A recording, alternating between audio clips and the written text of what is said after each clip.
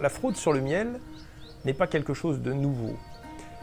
Mais on a reçu de plus en plus de plaintes en provenance à la fois des producteurs de miel européens, des consommateurs, des associations de consommateurs européennes qui se plaignaient à la fois de distorsion de concurrence sur le marché par rapport au prix et aussi pour les consommateurs sur le fait qu'on leur vendait du sucre au prix du miel.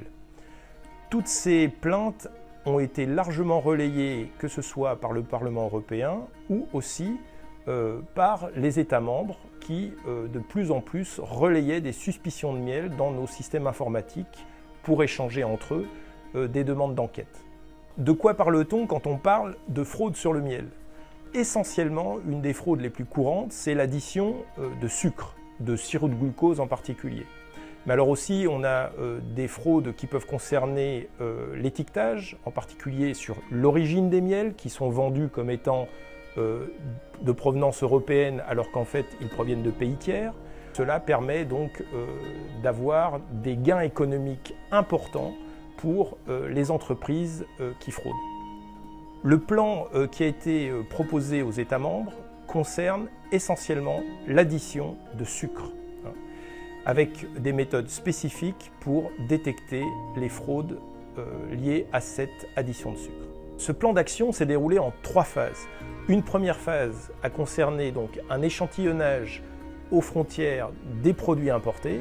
Environ 320 échantillons ont été pris aux frontières et envoyés au centre de recherche de la Commission. Dans une deuxième phase, ces résultats ont été analysés pour identifier et tracer les opérateurs, que ce soit des importateurs ou les exportateurs. Et ensuite, des investigations sur place ont été menées chez les opérateurs suspicieux par les États membres avec l'appui de l'Office de lutte antifraude de la Commission européenne.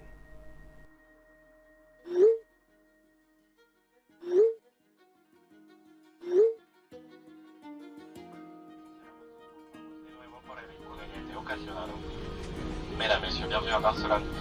Nous vous prions de bien vouloir rester assis et attachés jusqu'à l'extraction du signal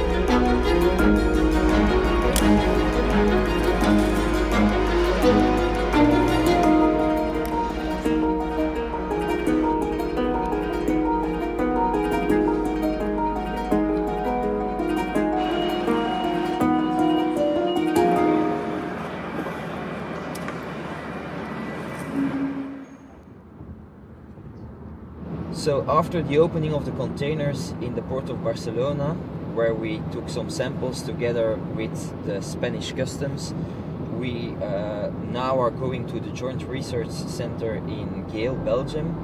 They received the sealed samples with honey and they are now over there to be analyzed so we can see if these samples are indeed adulterated with sugar or if they are perfectly fine.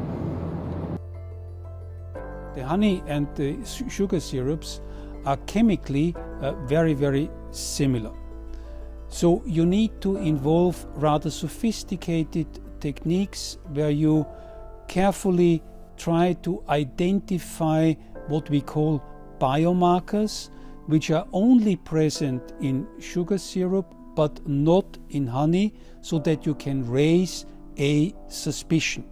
Which means you will find an irregularity, you see a substance that should not be in honey, and that indicates that something has been done.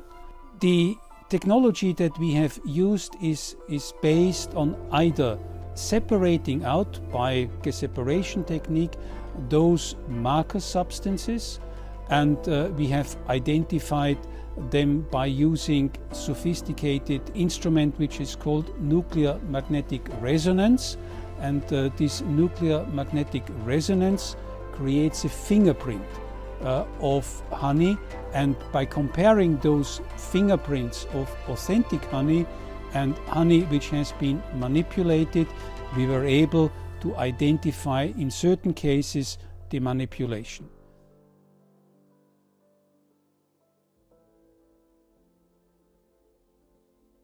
Arrivons-en au résultat. On s'aperçoit que 46% des lots de miel testés sont suspects d'adultération. Alors il faut être très clair, il n'y a aucun problème, aucun enjeu pour la santé publique. Par contre, les enjeux économiques sont énormes. Des sanctions ont été prises sur les opérateurs, contre les opérateurs qui n'ont pas respecté la réglementation. Des lots ont été retirés du marché et surtout, un rappel à l'ordre a été fait à tous les opérateurs concernant leur obligation pour mettre sur le marché des produits qui sont authentiques et qui respectent la réglementation communautaire. De leur côté, les États membres ont renforcé les contrôles, que ce soit sur le marché ou au niveau des importations. Et enfin, une coopération se développe avec les pays tiers, et en particulier ceux pour qui on a repéré le plus de suspicions de fraude, pour détecter avant l'exportation les opérateurs suspicieux qui enverraient du miel adultéré vers l'Union européenne.